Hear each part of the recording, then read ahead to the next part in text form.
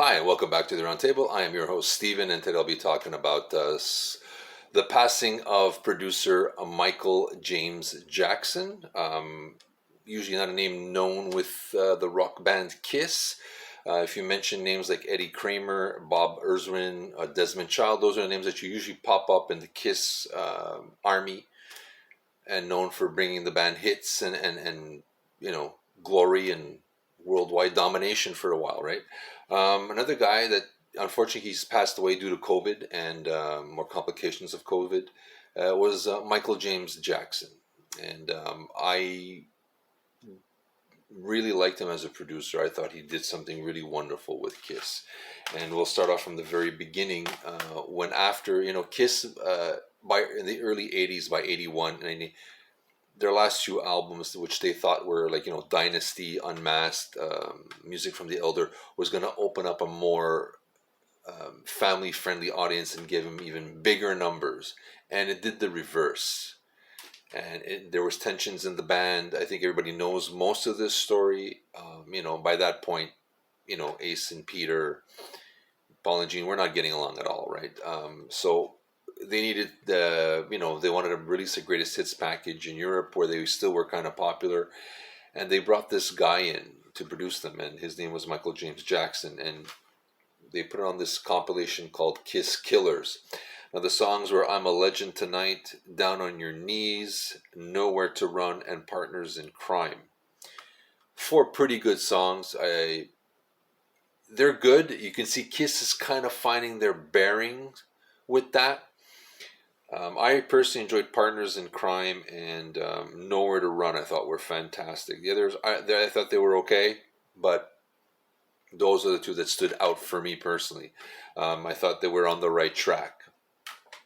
Then next up, they retained him to do arguably one of the greatest Kiss albums of their catalog. This one being Creatures of the Night. It took me a while to get into it, though. I think, like a lot of people, I think this is when originally it didn't do the numbers they wanted, but it did, in my opinion, send a clear message to the music world at one point that Kiss are back. Forget the other disco and pop. They are back and they're rock hard. And this album, like I said, I think I mentioned this before in other reviews. The drumming on here is probably the loudest drumming I've heard on any album. This is like your ears will bleed. I've mentioned this before. Your ears will bleed. This is something. This album sounds like no other Kiss album, and I'm really looking forward to the deluxe edition that's supposed to come out this year. I am so curious as to where they go with that. I unfortunately when I first picked it up, I think it was so good and so I didn't like better songwriting, better sing like Gene Simmons on Saint and Sinner. I think one of his best vocal performances, and that's saying something for Gene Simmons. Creatures of the Night itself. I love it. I love it loud is a great song. What's the one?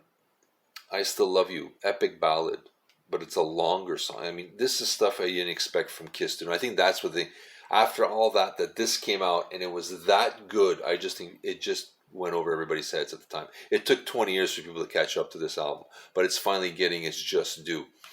Especially now with the deluxe edition, it means Kiss has finally realized, yeah, people really like this album, and it's phenomenal. I think it deserves to be in anybody's record collection. If you're not even a Kiss fan, if you like hard rock, give this a listen. But since it didn't do the numbers, they still had faith in Michael James, and he brought him in the album that got me on board, which was "Lick It Up."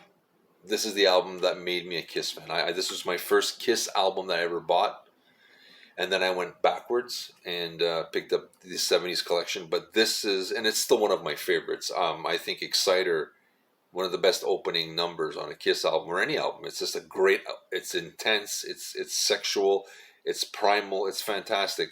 Not for Innocent is not bad from Gene Simmons. Really good, interesting song. Of course, "Lick It Up" has become a staple.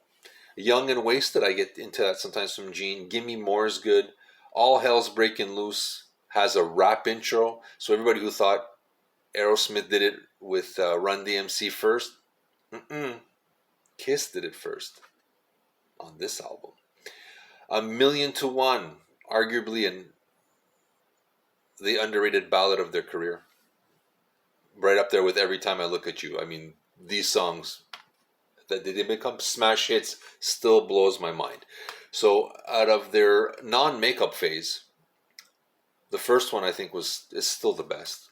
I mean, it's just as good as anything off Revenge. I place Revenge in them toe to toe, and but wow, great album. And Michael James Band tweaked their sound. It still rocks hard, but it is accessible, so it could get played on radio and be on video stations and everywhere. And this was the album that went platinum, their first album in years, and it brought them. It started their solid foundation in the '80s, and showed that these guys can be a viable band. So with the passing of Michael James Jackson, I just wanted to tell friends and family, fans of this guy, thank you so much. It's a great loss for music, for you guys, for the family as a whole. But as a Kiss fan, as much as Bob Erzwin did magic and Eddie Kramer, this guy I think should be mentioned in the same caliber.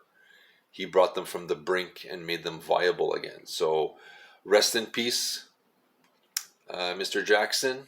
Thank you for the albums you gave us with the Kiss, because wow, they still kick ass. So I thank you.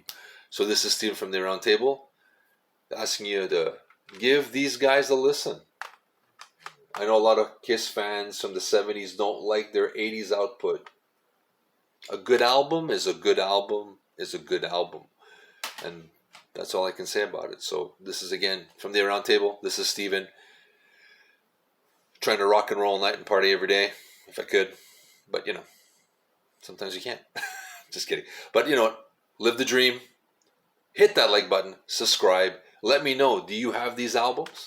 Did you like them? What songs do you like off best from these suckers? We love to hear from you.